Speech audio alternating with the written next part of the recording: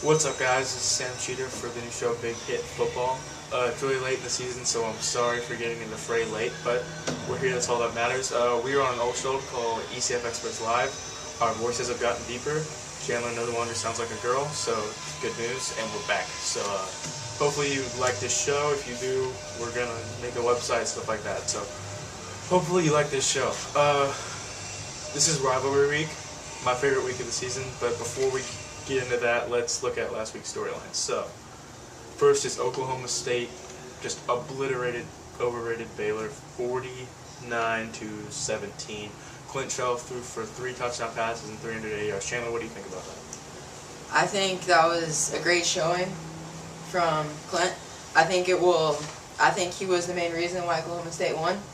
If he doesn't do that, they don't win that game. Oklahoma State really shut down Baylor's Oregon-style offense, and we've seen this weekend, especially with Baylor and Oregon, that that kind of offense can get shut down really easy if you take away the running game and force those quarterbacks to pass. If you take away the read option, I mean, that really causes problems for offenses like that.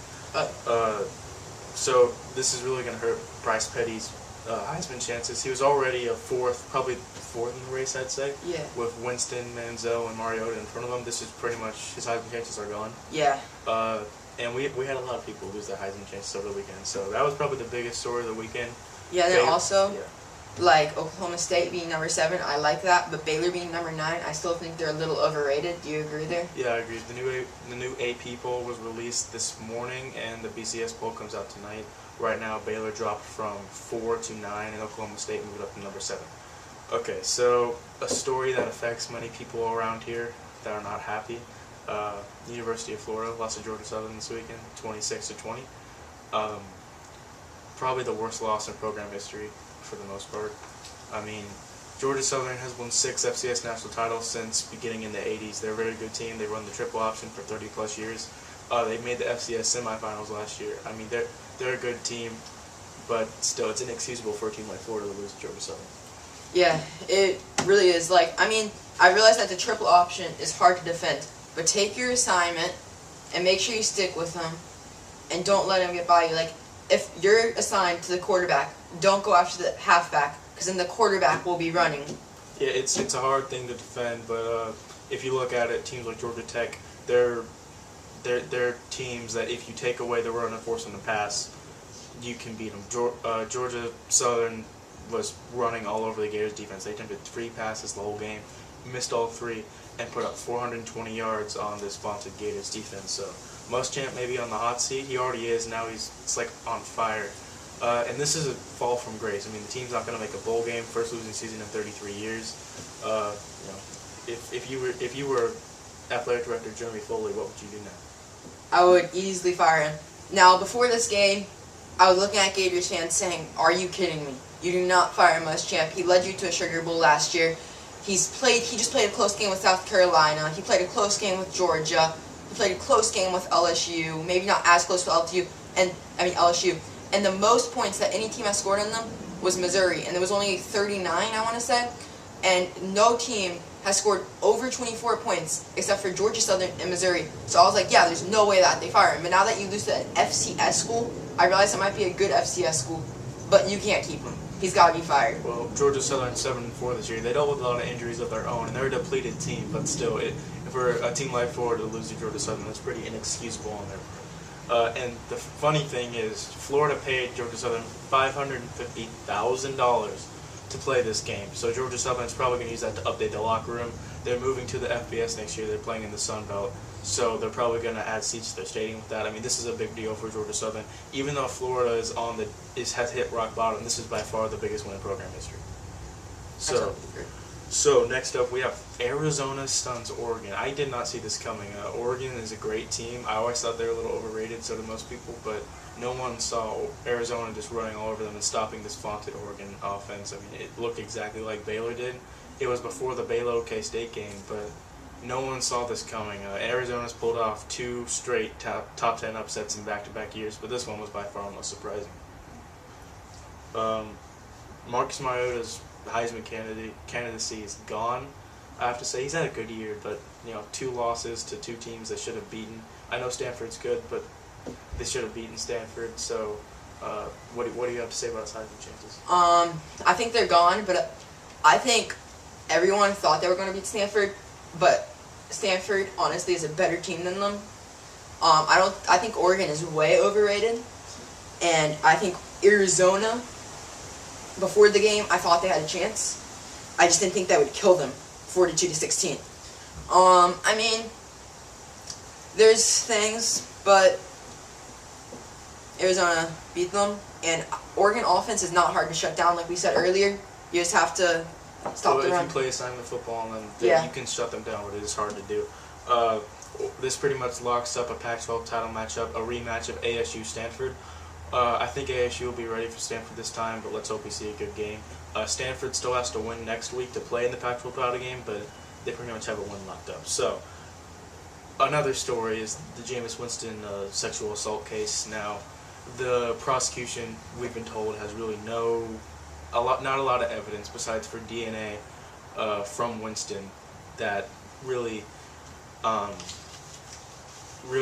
of throws a twist in this whole case, I guess. But the state attorney for Florida, Willie Megg, has already said that there's not enough evidence to convict him, and he will not prosecute if there is. Winston's defense attorney already stated that it was consensual sex, it was not rape, but we'll have to see where this goes. And honestly, Jameis is a great player, seems like a good guy, seems like a good Christian guy, but if this is true, he shouldn't be allowed to play football. I mean, there's no way around that. No matter how good you are, if you're charged with this, you shouldn't be allowed to play football. Yes, and I also think if he gets taken out by the felony charge, he's not going to be allowed to play. Which does this mean? I think Ohio State is way overrated, but since he's out and their backup quarterback Sean McGuire is in, I honestly feel the voters, even though Ohio State does not deserve to make the national championship, if Ohio State can win their conference championship, they will be in the national championship game if Winston is charged with a felony.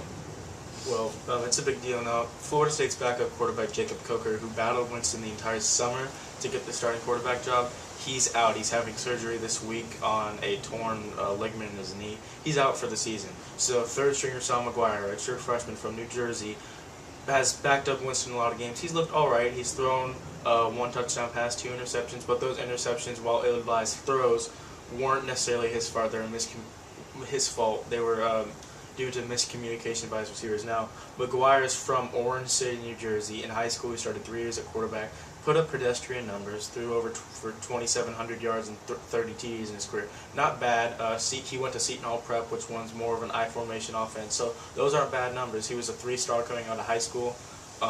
He's a redshirt freshman, as I already said. So this could really affect FSU's national title hopes, because if they do make the national title game and Winston is charged, McGuire's going to have to start. And I don't see them beating Alabama with I don't McGuire. see that either. So, I mean, this is really going to affect how FSU is perceived, and the voters in the AP might jump Ohio State, even though most people think Florida State's better, including myself. They might jump Ohio State over Florida State because they want to see a better game, Alabama versus Ohio State. As we saw in the 2009 BCS title game, once your star QB goes out, no matter how great your team is, the offense will not flow. Garrett Gilbert came in for Colt McCoy in the 2009 title game. He put up good numbers, especially considering the position he was in. But Texas probably could have won the game if Colt McCoy was not injured. So this could be a big deal.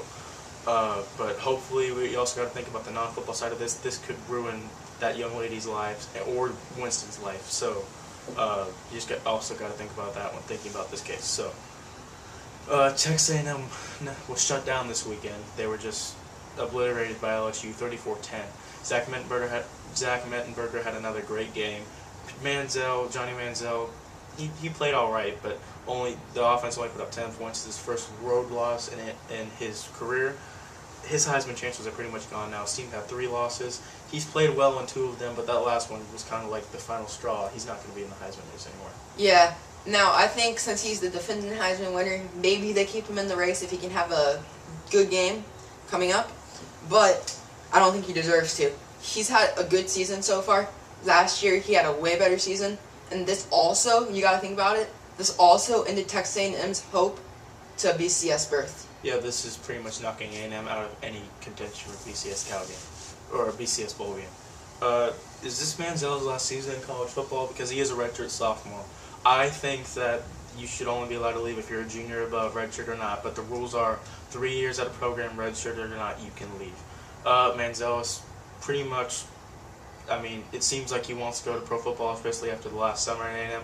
But if he stays, he could be one of the best college football players of all time. He already is. He could be one of the best of all time. Yeah, and also I don't think he's ready for the NFL. I know we've seen him in college, but the thing is, those NFL defenses are not going to let him scramble around and do all the things he's doing on these college defenses. Even though these college defenses are good, it's just they're not as big, not as developed, I guess you could say. Yeah, that makes sense. And he has discipline issues on and off the field. On the field, he's a little reckless with the ball, and off the field, he's a little reckless with his life.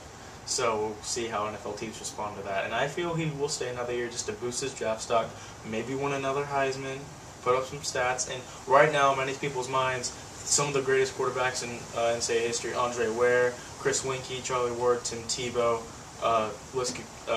Gino Torretta, list could go on and on. He could put his name up there. It's already in the top 10, but he could firmly establish himself as the #1 player of all time. So some quick notes.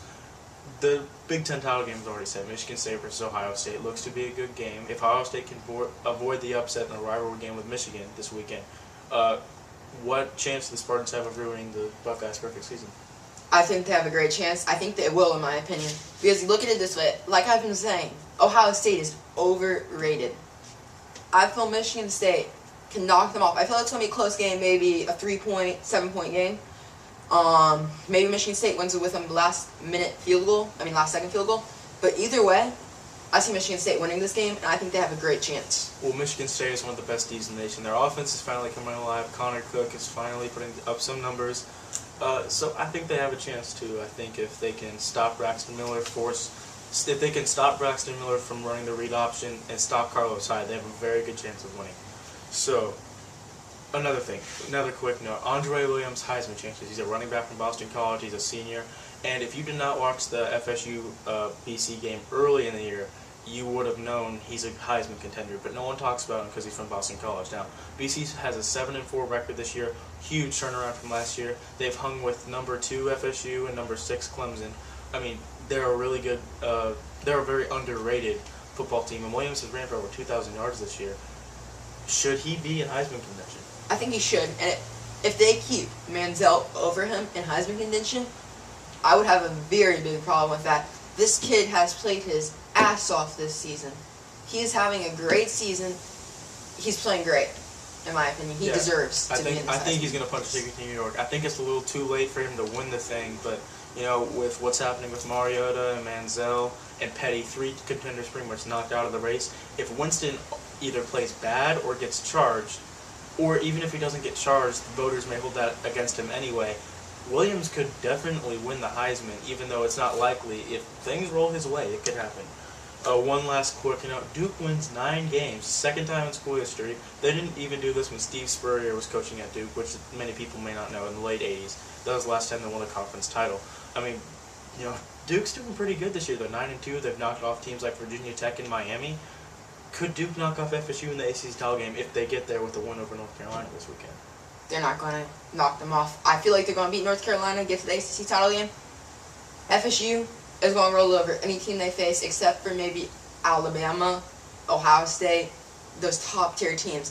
But FSU is going to probably beat Duke, I'd say, by 30 to 40 points. I feel many people would agree with him, but still, you got to hand it to Duke. I mean, they're 3 or 4 years removed from just being at the cellar of the ACC. Last year they made a bowl game, went 6-7, considered one of the best years in Duke history. This year they're 9-2.